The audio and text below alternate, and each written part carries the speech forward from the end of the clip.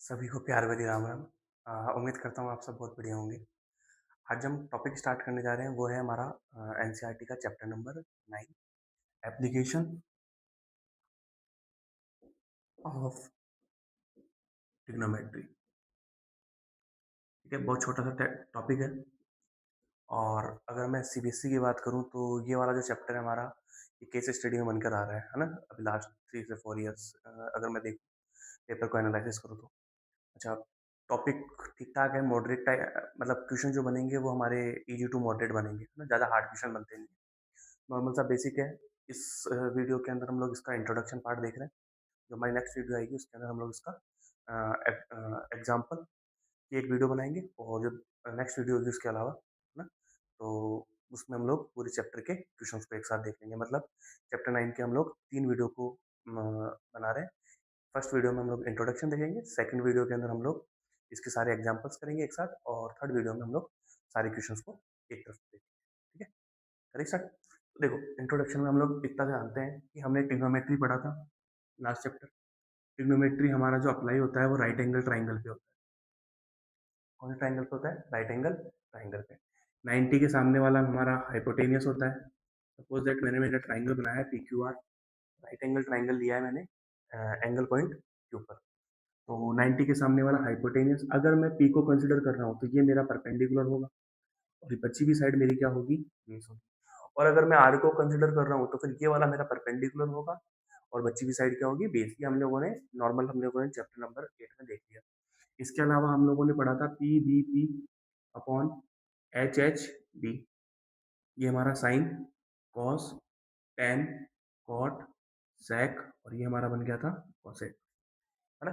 P upon H sine का, P upon H cos का, P upon B tan का, B upon P cot का, H upon B sec का, और H upon P cosec का। देखो, इस चैप्टर के अंदर हम लोग बना तो हम 6 के 6 रेशो में किसी से भी सकते हैं, लेकिन हमारे लिए जो इजी पढ़ेंगे ना, वो हम लोग साइन कोस टेन पढ़ेंगे। तो हमारे जो जितने भी क्वेश्चन होंगे ना, उसको हम साइन में, कोस में या टेन के रेशियो में ही बनाएंगे।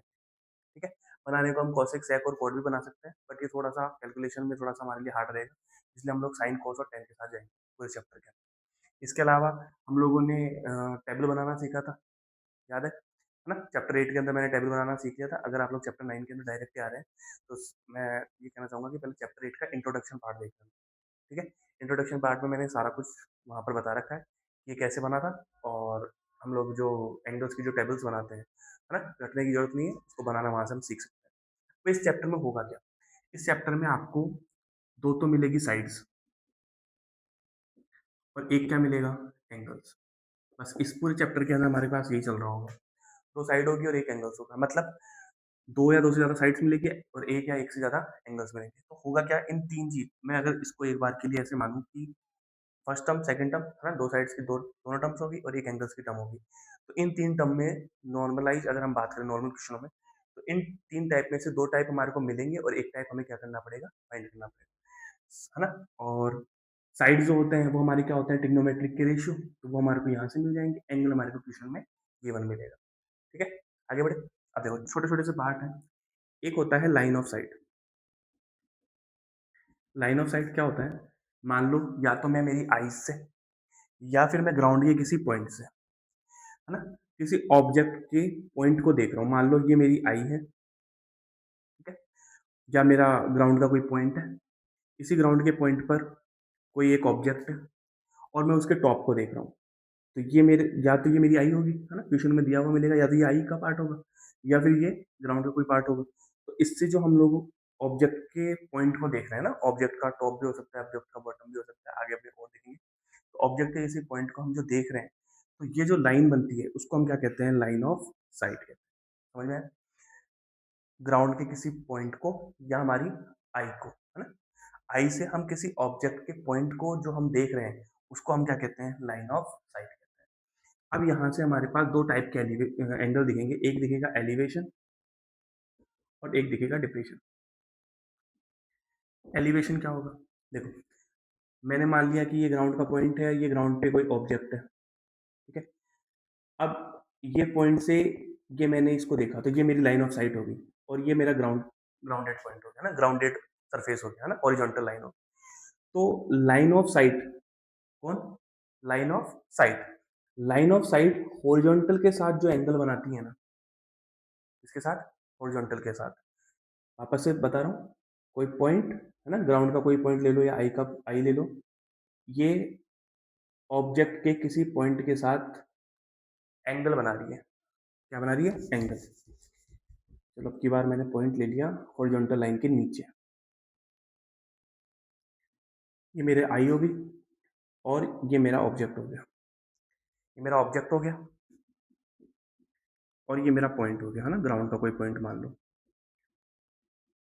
अब या तो मैं ऊपर से या तो मैं नीचे से ऊपर देखूंगा ना, मेरी आई नीचे से ऊपर देखेगी, या फिर मैं मेरी आई नीचे की तरफ देखेगी, या तो मैं ऊपर देखूंगा या मैं नीचे देखूंगा। तो यहाँ पर समझना है कि जब पॉइंट किसी ऑब्जेक्ट के पॉइंट को, है ना, आई हो या पॉइंट हो, ग्राउंड का कोई पॉइंट हो, तो जब ये पॉइंट ऑब्जेक्ट के किसी पॉइंट को हॉरिजॉन्टल लाइन के ऊपर देख रहा है, देखो ये हॉरिजॉन्टल लाइन है ना, हॉरिजॉन्टल लाइन के ऊपर देख रहा है, तब तो बनता है एंगल ऑफ एलिवेशन। और अगर यही पॉइंट ऑब्जेक्ट के पॉइंट को हॉरिजॉन्टल लाइन के नीचे देखता है तो क्या बनता है? डिप्रेशन। आपको समझाया था, मैंने किसी ऑब्जेक्ट को देख रहा हूँ, अभी मेरी हॉरिजॉन्टल लाइन है, मैं किसी ऑब्जेक्ट को देख रहा हूँ, मैं मेरी आंखों से देखूंगा, ये मेरा हॉरिजॉन्टल लाइन हो गया ना, आईज का जो लेवल हो गया वो मेरा हॉरिजॉन्टल लेवल हो गया ना। तो इस हॉरिजॉन्टल लेवल से अगर मेरी आई ऊपर की तरफ देख रही है, तो ये मेरा यहाँ पर जो बनने वाला एंगल होगा वो कौन सा होगा? एलिवेशन। लेकिन अगर मैं नीचे की तरफ देख रहा हूँ, ठीक है, दिख रहा है सबको, नीचे की तरफ देख रहा हूँ, तो मैं हॉरिजॉन्टल लाइन से अगर नीचे की तरफ देख रहा हूँ किसी ऑब्जेक्ट के पॉइंट को, तो वहां पर एंगल कौन सा बनेगा? डिप्रेशन। हॉरिजॉन्टल लाइन के ऊपर देखना एलिवेशन और हॉरिजॉन्टल लाइन के नीचे देखना डिप्रेशन। यहाँ तक क्लियर है? ठीक है। किसी पॉइंट से ऑब्जेक्ट के पॉइंट को देखना लाइन ऑफ साइट, पॉइंट से ऑब्जेक्ट को हम देख रहे हैं, दोनों ही डायग्राम में देख रहे हैं, लेकिन अगर हमारे हॉरिजॉन्टल लाइन के ऊपर की तरफ देखेंगे तो एलिवेशन, और हॉरिजॉन्टल लाइन से नीचे की तरफ देखेंगे तो डिप्रेशन। मोटा मोटा ये है ये बात। चलिए आगे, इसके आगे हम बात करते हैं। तो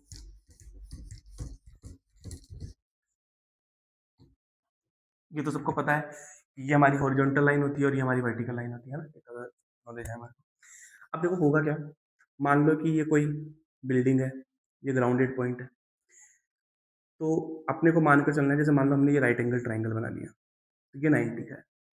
मान लो मुझे दो एंगल दे रखे हैं 45 और 60। कौन कौन से एंगल दे रखे हैं? 45 और 60। तो तुम मुझे ये बताओ कि 90 से जस्ट पहले कौन सा आएगा?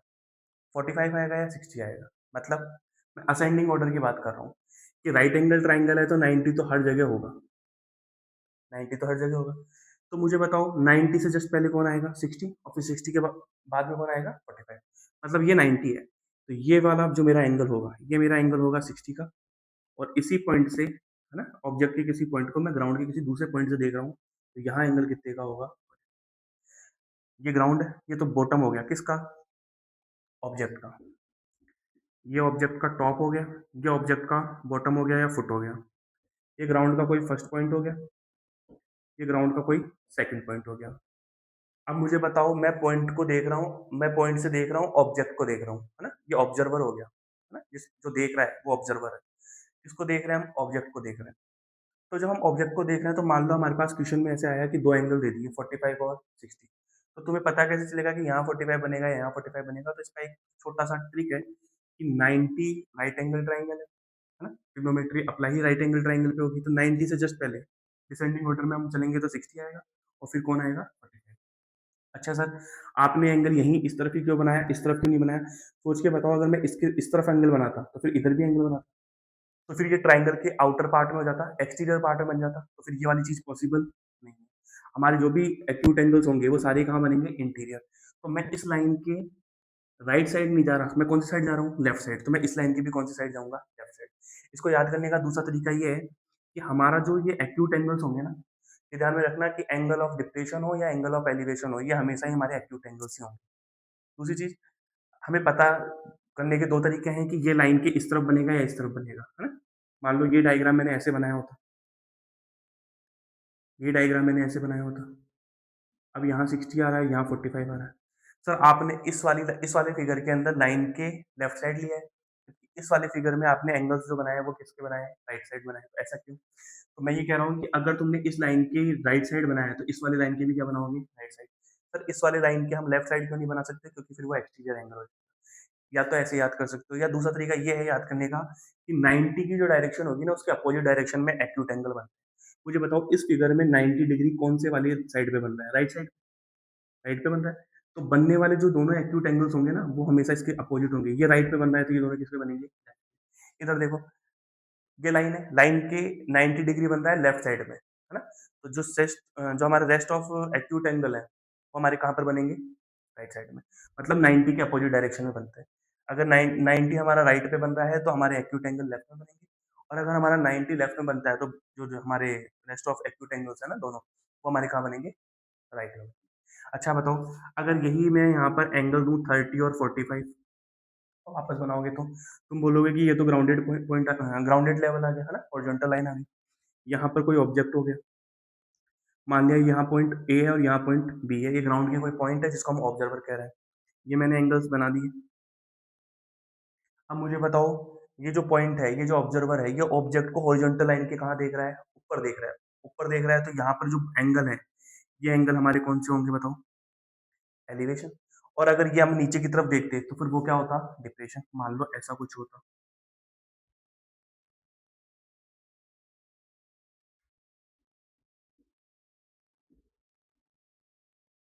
ये ऑब्जर्वर है,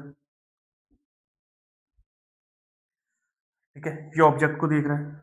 अब की बार ऑब्जेक्ट जो देख रहा है ना वो दो अलग अलग पॉइंट पे देख रहा है ना। मान लिया कि यहाँ पर पहले गाड़ी यहाँ थी, अब गाड़ी यहाँ पर आती है, तो ऑब्जर्वर ये है। तो पहले इसने यहाँ देखा, अब यहाँ देख रहा है ना। तो इसका मतलब या यहाँ देख रहा था पहले, और 30 सेकंड बाद में इसने गाड़ी, जो कार है वो यहाँ पर इस तरफ मूव कर रही है, टुवर्ड्स आ रही है ना। तो पहले कार को जब देखा था वो यहाँ थी, 30 टाइम बाद में कार यहाँ पर आ गई। तो ऑब्जर्वर कार को ऑब्जर्व कर रहा है। तो देखो ये हॉरिजॉन्टल लाइन है, हॉरिजॉन्टल लाइन के अगर मैं नीचे देखूंगा तो ये डिप्रेशन, यानी यहाँ जो एंगल बनेगा वो कौन सा बनेगा, डिप्रेशन। और अगर हॉरिजॉन्टल लाइन के अगर ऊपर होगा, है ना, ऊपर होगा ऑब्जेक्ट तो वो बनेगा एलिवेशन, और अगर ऑब्जेक्ट लाइन के नीचे होगा तो वो क्या बनेगा, डिप्रेशन। अच्छा एक चीज और बताना, कि हम लोग जो भी एंगल्स बनाते हैं वो एंगल्स हमेशा ही किसके साथ बनते हैं, हॉरिजॉन्टल लाइन के साथ। किसके साथ बनते हैं, हॉरिजॉन्टल लाइन के साथ। अच्छा अब मेरे को यहाँ बताओ, ये तो 90 है, तो 90 के डिसेंडिंग ऑर्डर में बताओ पहले कौन आएगा, 45, और फिर यहाँ पर कौन आ जाएगा, 30। 90 अगर राइट साइड पे है तो ये दोनों एक्यूट एंगल्स लेफ्ट साइड में। और अगर तुम डायग्राम ऐसा बनाओगे तो फिर यहाँ 90 आ रहा है, तो अब यहाँ पर कौन आएगा, 30, और यहाँ कौन आ जाएगा, 45। 30, 45, 90, और ये अगर लेफ्ट है तो इसकी जो डायरेक्शन होगी वो 90 से अलग होगी, है ना, अपोजिट में होगी। ये लेफ्ट है तो ये दोनों राइट पे रहेंगे, और अगर ये राइट पे है तो ये दोनों किस पे रहेंगे, लेफ्ट पे रहेंगे। ठीक है, ये इंट्रोडक्शन पार्ट में हो सकता है कि तुम्हारे को थोड़ा बहुत समझ में आए, तो 10% भी अगर समझ में आ रहा है ना, तो कोई टेंशन वाली बात नहीं है, क्वेश्चन करोगे ना तो ज़्यादा अच्छे से प्रैक्टिकली समझ में आएगा, है ना। अभी हमारे को सिर्फ इतना समझना है कि एलिवेशन और डिप्रेशन होता क्या है। अगर हॉरिजॉन्टल लाइन के साथ हमेशा यह ध्यान में रखना, चाहे एंगल एलिवेशन का हो या डिप्रेशन का हो, हमेशा जो एंगल बनेगा ना वो कौन से के साथ बनेगा, हॉरिजॉन्टल एक्सिस के साथ, है ना। अगर हम हॉरिजॉन्टल एक्सिस से ऊपर की तरफ देख रहे हैं तो एलिवेशन, और नीचे की तरफ देख रहे हैं तो डिप्रेशन। मोटी मोटी बात ये है, ठीक है। अच्छा यहाँ से एक चीज और बताओ, कि मान लो कि ये टावर है, ये क्या है, मान लो चलो इसमें कर लेते हैं, ये टावर है, ये क्या है, टावर। और ये मेरे पास ग्राउंडेड लेवल आ गया, है ना।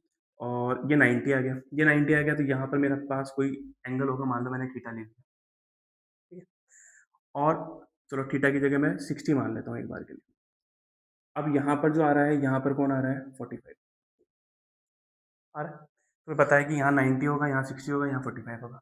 तो चलो अगर ये सन वाला क्वेश्चन आया ना, सन से एल्टीट्यूड वाला, तो ध्यान में रखना है कि परछाई वाले क्वेश्चन कहने का मतलब, कि जब एंगल बताओ, मैं 60 से एंगल कहाँ पर पहुंच रहा हूँ, 45, तो मैं एंगल का रिड्यूस कर रहा हूँ या इंक्रीज कर रहा हूँ। तो आपका जवाब होगा कि 60 से हम 45 पे चल रहे हैं, यानी हमने एंगल को डिक्रीज किया, रिड्यूस किया है। तो देखो अगर हम एंगल को रिड्यूस करते हैं ना तो हमारी जो लेंथ ऑफ शेडो है ना वो क्या हो जाती है, इंक्रीज हो जाती है, ये याद रखना। अगर हम हमारे एंगल को रिड्यूस करेंगे तो जो लेंथ ऑफ शेडो है वो क्या हो जाएगी, इंक्रीज हो जाएगी। कैसे, 60 पे इतना बन रहा था, जब 45 पे बनेगा तो वो इतना बड़ा बनेगा। मान लो यहाँ पॉइंट ए है, यहाँ पॉइंट बी है, और यहाँ पॉइंट क्या है, सी। तो जब 60 डिग्री बना रहा था, है ना, तो टावर की जो शेडो बन रही थी, शेडो ग्राउंड पे तो बनती, तो टावर की जो शेडो बन रही थी वो बन रही थी ए बी पॉइंट पे, है ना, डिस्टेंस ऑफ, इतनी डिस्टेंस पे बन रही थी। लेकिन जैसे ही मैंने 60 से 45 डिग्री किया, मतलब मैंने एंगल को डिक्रीज किया, तो मेरी इतनी शेडो और बढ़ गई, मतलब अब मेरी शेडो कितनी हो चुकी है, यहाँ से लेकर यहाँ तक, इतनी लेंथ मेरी बढ़ी है। ये लॉन्गर पार्ट है। कहने का मतलब यह है कि अगर हम एंगल को रिड्यूस करेंगे तो लेंथ ऑफ शैडो इंक्रीज करेगी, और अगर हम लोग एंगल को इंक्रीज करेंगे, एंगल इंक्रीज तो शैडो की लेंथ डिक्रीज, और अगर एंगल डिक्रीज तो लेंथ ऑफ शैडो इंक्रीज। मतलब वापस से यहाँ लिख देता हूँ वर्डिंग में, एंगल को अगर मैं इंक्रीज करूंगा तो जो शैडो की लेंथ है ना, लेंथ ऑफ शैडो, वो क्या हो जाएगी, डिक्रीज। और अगर मैं एंगल को डिक्रीज करूंगा तो लेंथ ऑफ जो शैडो होगी वो मेरी क्या हो जाएगी, इंक्रीज हो जाएगी। बात समझ आई? अच्छा, एक चीज यहाँ से और बता सकते हो कि मान लो ये टावर है, तो मैं 45 से इस तरफ चल कर आ रहा हूँ, 45 से इस तरफ चल कर आ रहा हूँ, तो मैं टूवर्ड्स आ रहा हूँ, है ना, टूवर्ड्स आ रहा हूँ। अच्छा, टूवर्ड्स आ रहा हूँ तो मेरा एंगल बताओ इंक्रीज होगा कि डिक्रीज होगा? देखो 45 से हम कहाँ पर पहुंच रहे हैं, 60 पर, 60 के बाद में तो 90 पे पहुंचेंगे। यहाँ पर मैंने अभी लॉजिक दिया था कि हम लोगों को असेंडिंग ऑर्डर में चलना है या फिर डिसेंडिंग ऑर्डर में चलना है ना। ऐसे नहीं कि हमने कहीं पर भी किसी को भी रख दिया। तो 90 60 45 इन असेंडिंग ऑर्डर, 45 60 और 90 डिसेंडिंग ऑर्डर, सॉरी 90 60 और 45 डिसेंडिंग ऑर्डर, और 45 60 और 90 असेंडिंग ऑर्डर। चाहे तुम डिसेंडिंग ऑर्डर में जाओ, तुम चाहे असेंडिंग ऑर्डर में जाओ, जाना किसी एक ऑर्डर में।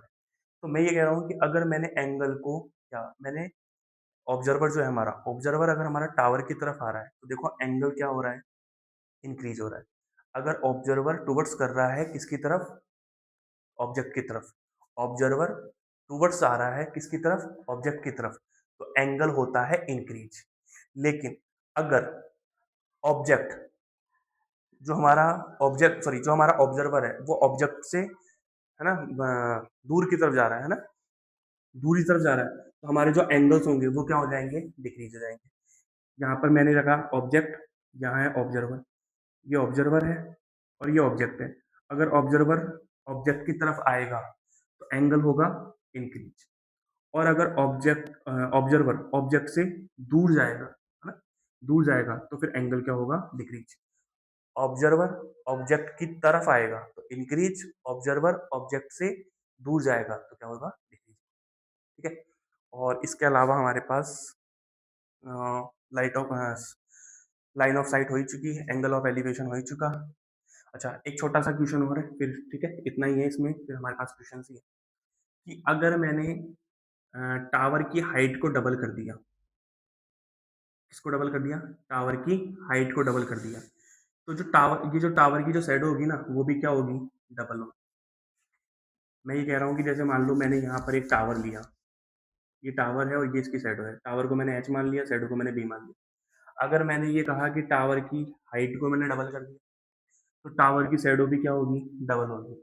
लेकिन हमारा जो एंगल होगा ना वो अभी कांस्टेंट ही होगा, मतलब एंगल चेंज नहीं होगा। वापस से बता रहा हूँ कि मैंने एक डायग्राम बनाया जिसके अंदर हाइट ऑफ टावर है h और लेंथ ऑफ शैडो है b, ठीक है, और एंगल क्या बन रहा है यहाँ पर, थीटा बन रहा है। बताओ ये एलिवेशन होगा या डिप्रेशन? तो तुम बोलोगे एलिवेशन, क्यों, क्योंकि हॉरिजॉन्टल लाइन के ऊपर की तरफ है ऑब्जेक्ट। तो अगर हॉरिजॉन्टल लाइन के ऊपर की तरफ होगा ऑब्जेक्ट तो एलिवेशन, और अगर ये नीचे की तरफ होगा तो डिप्रेशन। अब मैं ये कह रहा हूँ कि अगर हमने किसी क्वेश्चन में हाइट ऑफ टावर को डबल कर दिया तो लेंथ ऑफ शैडो भी क्या हो जाएगी, डबल हो जाएगी। लेकिन हमारा जो एंगल होगा, है ना, चाहे वो एलिवेशन हो चाहे वो डिप्रेशन की फॉर्म में, कोई सी फॉर्म में हो, यहाँ तो दोनों ही एलिवेशन की फॉर्म, एलिवेशन हो या डिप्रेशन की फॉर्म में हो, एंगल्स रिमेन सेम, है ना, एंगल्स चेंज नहीं होंगे। ये डबल होगा तो ये भी डबल हो जाएगा, लेकिन हमारा एंगल क्या रहेगा, सेम रहेगा। अच्छा, 1045, 1045 ऐसा एंगल है जिस पर परपेंडिकुलर और बेस आपस में क्या होते हैं, इक्वल। तुमसे क्वेश्चन पूछे कि ऐसा कौन सा एंगल है जिसमें टावर की हाइट, है ना, और टावर की शैडो की लेंथ वो इक्वल होगी, तो तुम बोलोगे कि देखो सर परपेंडिकुलर अपॉन बेस, ये किसका फॉर्मूला होता है, टेन का, ये परपेंडिकुलर है और ये बेस है, मतलब H upon B equal to tan theta. ऐसी कौन सी वैल्यू है जिसके ऊपर हाइट ऑफ टावर और लेंथ ऑफ शैडो, है ना, ये इक्वल होगी? तुम बोलोगे कि वो वैल्यू है 1045 या फिर कोट 45, क्योंकि तुम्हें पता है 1045 और कोट 45 की वैल्यू कितनी होती है, 1 होती है। तो हमारा आंसर हो जाएगा H upon B equal to 1, क्योंकि 1045 हो या कोट 45 हो, आंसर क्या होगा 1। क्रॉस मल्टीप्लीकेशन से क्या आ जाएगा, एच इक्वल टू, यानी कि 45 डिग्री पर, है ना, 1045 या कोट 45, बाकी नहीं, 1045 और कोट 45 के ऊपर हमारी हाइट और हमारा बेस, यानी कि लेंथ ऑफ शैडो और हाइट ऑफ टावर, है ना? ऑब्जेक्ट की हाइट, वो हमारी क्या होती है? इक्वल होती है। कौन से एंगल के लिए? tan 45 के लिए या cot 45 के लिए। अब इसमें अगर कुछ बच रहा होगा ना, तो वो हम लोग क्वेश्चंस के अंदर और देख लेंगे। ये कॉम्प्लीमेंट्री का तुम्हें पता ही है कि 2 एंगल का सम अगर 90 है तो कॉम्प्लीमेंट्री, और 2 एंगल का सम अगर 180 है तो सप्लीमेंट्री, ठीक है? तो इसके अंदर हमने इंट्रोडक्शन पार्ट देख लिया, इसमें इतना ही है, कुछ ज़्यादा है नहीं खास। इसके क्वेश्चंस हम देखेंगे, जो नेक्स्ट वीडियो आएगी उसमें हम इसके एग्जांपल देखेंगे, और उसके बाद में तो उसके अलावा एक नेक्स्ट वीडियो आएगी, उसमें हम उसके क्वेश्चंस देखेंगे। तो जो भी अगर यहाँ पर तुम्हारा को हल्का-फुल्का भी डाउट है ना, वो उन क्वेश्चंस के साथ हम लोग खत्म करते हैं, ठीक है? और अगर ये वीडियो बढ़िया लग रही हो तो अपने दोस्तों में ज़्यादा से ज़्यादा शेयर